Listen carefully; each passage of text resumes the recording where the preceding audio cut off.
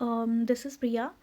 So here we will today we will do the parallel complex in Pyla in just 5 or 6 minutes. We will complete it. So according to the diagram, we will go one by one the parts and everything, organs and parallel complex का अच्छे से हम study करेंगे इस diagram के through. So I hope you will remain intact till the end of this video. So let's start. सबसे पहले हम तो right and left pseudepipodia that is उसके बारे में जानेंगे, कहाँ से बना, क्या हुआ. So actually this is the यहाँ पे दिस इज़ एपिटीनिया. एपिटीनिया क्या करता है? एपिटीनिया डिवाइड करता है इस मेंटल कैविटी को इनटू 2 रीजन्स में. First is this left pseudepipodia and second is this right pseudepipodia. Right pseudepipodia को ब्रेंकियल चैम्बर भी कहा जाता है एंड जो लेफ्ट सीडोपाइपोडिया है इसे पल्मनरी सैक या पल्मनरी लंग भी कहा जाता है. पल्मनरी सैक या फिर लंग कहा जाता है. ब्रेंकियल चैम्बर जो है ये एक्वेटिक वाले ऑर्गेनिजम्स के लिए है एंड पल्मनरी सैक या lung is for aerial respiration aerial जो रेस्पायरेशन करते हैं those live in those are terrestrial. वो ये सब पल्मनरी सैक या लंग्स के थ्रू रेस्पायर करते हैं, उन्हें लेफ्ट सीडोपाइपोडियम कहा जाता है. ठीक है, उस वाले ऑर्गन को. जो ब्रेंकियल या फिर एक्वेटिक रेस्पायरेशन करते हैं वो आगे राइट सीडोपाइपोडियम, लेफ्ट सीडोपाइपोडियम को पल्मनरी सैक या फिर लंग कहा जाता है. अब लेफ्ट सीडोपाइपोडियम के अलग ऑर्गन्स हैं, राइट सीडोपाइपोडियम के अलग ऑर्गन्स हैं. ठीक है, सो सबसे पहले we will go to left pseudepipodium and then we will go to right pseudepipodium. Left pseudepipodium को पल्मनरी सैक या फिर लंग कहा जाता है. ओके, एंड लेफ्ट सीडोपाइपोडियम जो है ये it is for aerial respiration करने वाले ऑर्गेनिजम्स में. ठीक है, एरियल रेस्पायरेशन के लिए रिस्पॉन्सिबल है. So it is more complex and also more developed. And this left pseudepipodium जो है it consist of various organs. सबसे पहले जो लेफ्ट सीडोपाइपोडियम में ऑर्गन दिख रहा है दैट इज़ आवर ऑस्फेरिडियम. तो osphradium is present in left pseudepipodium. Also the pulmonary sac is present. So 2 important organs are present in left pseudopypodium. Organs first is the osphaeridium and second is the pulmonary sac which is also called as lung. Pulmonary sac which is also called as lung.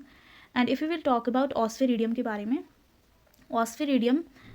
ऑस्फेरिडियम जो है it is present near to the left pseudepipodium के नज़दीक है. ठीक है, यहाँ पे left pseudepipodium के नज़दीक है. ऑस्फेरिडियम का क्या फंक्शंस होते हैं? ऑस्फेरिडियम के मेन फंक्शन है कि it taste the physical and chemical nature of water. It taste the physical and chemical nature of water को टेस्ट करता है, जो भी पानी लेफ्ट सीडोपाइपोडियम, क्योंकि जो पानी है ना वो इसी लेफ्ट सीडोपाइपोडियम के थ्रू आ रहा होता है अंदर. एंड ऑस्फेरिडियम उस वाटर के बैलेंस को, वाटर के फिजिकल और केमिकल नेचर को क्या करता है, चेक करता है. ठीक है, इनकमिंग वाटर. एंड ऑस्फेरिडियम जो है it is formed by the foot ने इस ऑस्फेरिडियम को बनाया है. एंड ऑस्फेरिडियम का अगर हम स्ट्रक्चर देखें तो it is like this. It is like leaflet structure है इसका. And these leaflets are about 22 to 28 in this osphradium. Leaflet structure है एंड 22 to 28 लीफलेट्स हैं present.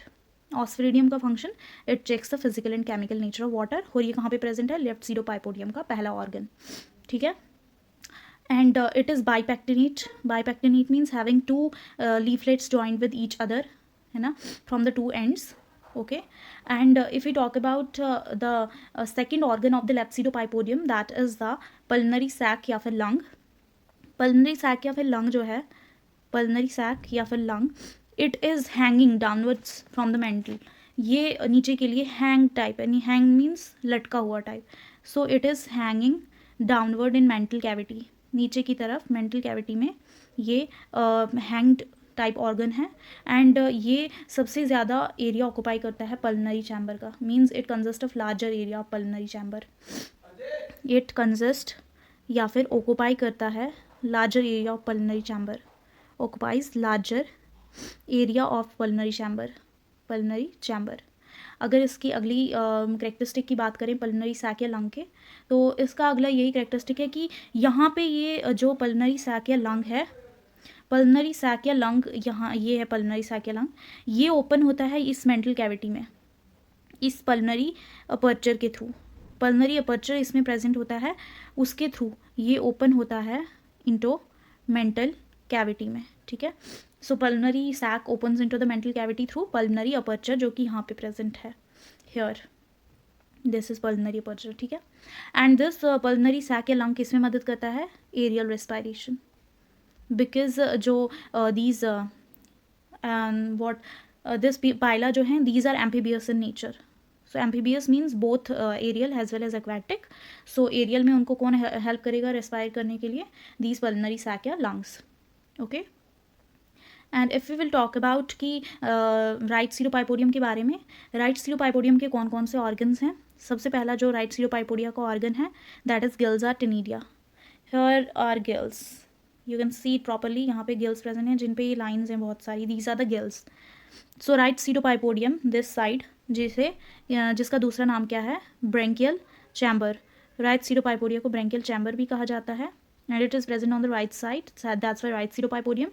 and this branchial chamber जो less developed होता है because it is for aquatic ना, so aquatic are less developed than the terrestrial animal, so that's why।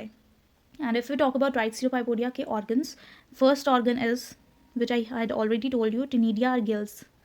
Ctenidia are gills, you know, they are for aquatic respiration। and Ctenidia are gills, it lies in right side, okay, right side पे lie करता है इस side। and these are monopectinate होते हैं। monopectinate means having only one ends। I'll make the diagram here। ये इसका एक ही and होगा, it is like this। ये ऐसे होंगे, they bear the lamella here। यहाँ पे ये lamella है जो लटक रहे हैं, hanging, and these are the gill slits। so the structure of the Ctenidia gills are like this। monopectinate होते हैं and the lamella are hanged here from the gill slits से, and they are monopectinate in nature। gills जो है used होते हैं for the aquatic respiration, and these lamella are hanging freely। these lamella are hanging freely, ठीक है। I hope Ctenidia are done। now we will go to the second organ of the right pseudopipodia, that is the second one is genital duct। second one is genital duct। Ctenidia gills are done, and here is the vagina। here is the vagina, and the we will यहाँ जो vagina ये पीछे extend करेगा, here it constitute the genital duct।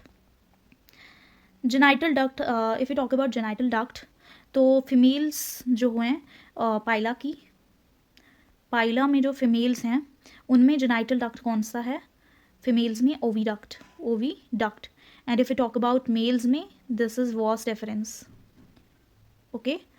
and these genital duct की बात करें, this run parallel to the rectum, rectum के parallel है। रुको, I will show you here if you will see।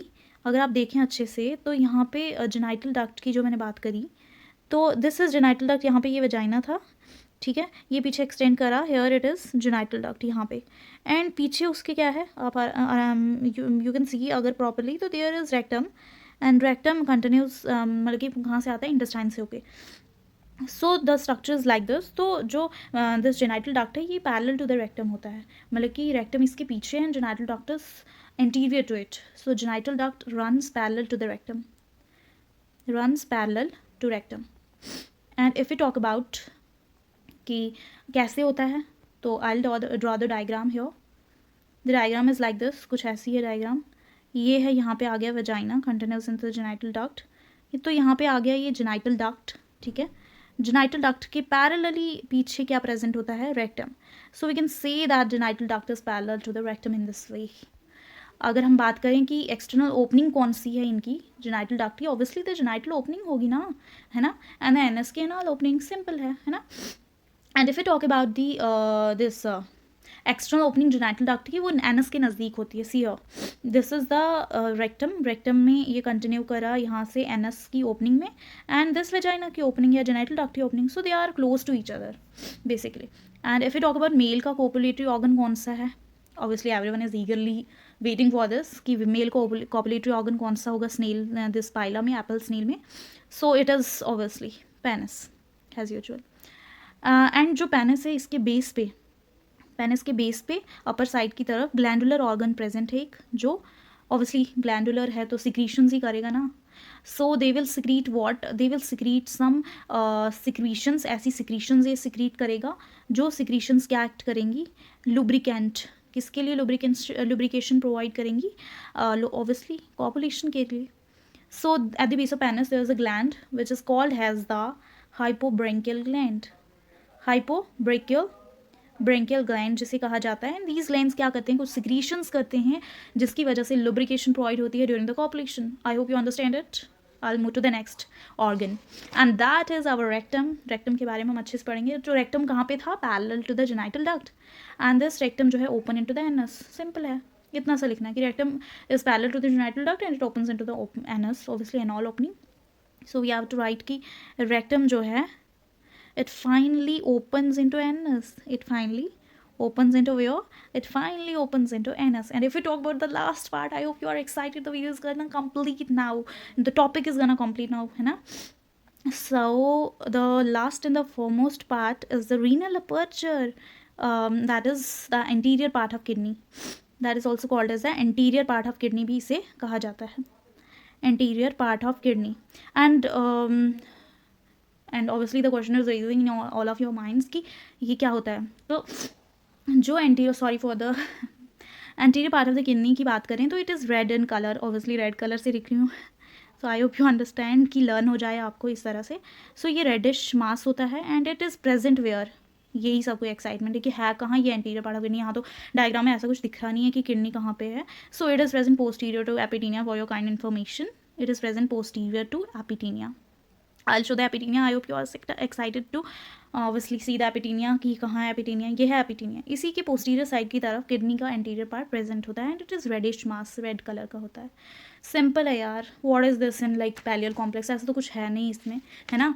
तो पैलियल कॉम्प्लेक्स असल में होता क्या है ये भी बता देती हूँ. पैलियल कॉम्प्लेक्स होता है जो कॉम्प्लेक्स उसके अंदर मेंटल कैविटी के अंदर इनक्लोज्ड बहुत सारे इंपॉर्टेंट ऑर्गन्स हैं, है ना. जितने भी ऑर्गन्स हैं जो अभी हमने सब पढ़ लिए ऑलमोस्ट. आई होप सबको समझ आ गया अच्छे से. वो सभी इंपॉर्टेंट ऑर्गन्स जो भी इनक्लोज्ड है ना मेंटल कैविटी में, वो सब कुछ पैलियल कॉम्प्लेक्स कंस्टिट्यूट करता है. अगर आप पूछोगे मेंटल कैविटी क्या है, मेंटल कैविटी सिंपल है यार. मेंटल और विसरल मास, दैट इज़ जो इसमें इंपॉर्टेंट ऑर्गन्स हैं उसके उनके बीच की जो स्पेस रह गई, that is the mantle cavity. So we are gonna end this video क्योंकि बहुत लंबी हो जाएगी. So I hope you understand it all. अगर कुछ समझ नहीं आए तो you can ask me in the comment section. I frequently reply to all. So subscribe करने में क्या बनता है, सब्सक्राइब कर लो and yes like share and अपने सभी फ्रेंड्स के साथ ये वीडियो शेयर करो if they want to understand this topic for the upcoming paper. So yes, bye bye, take care.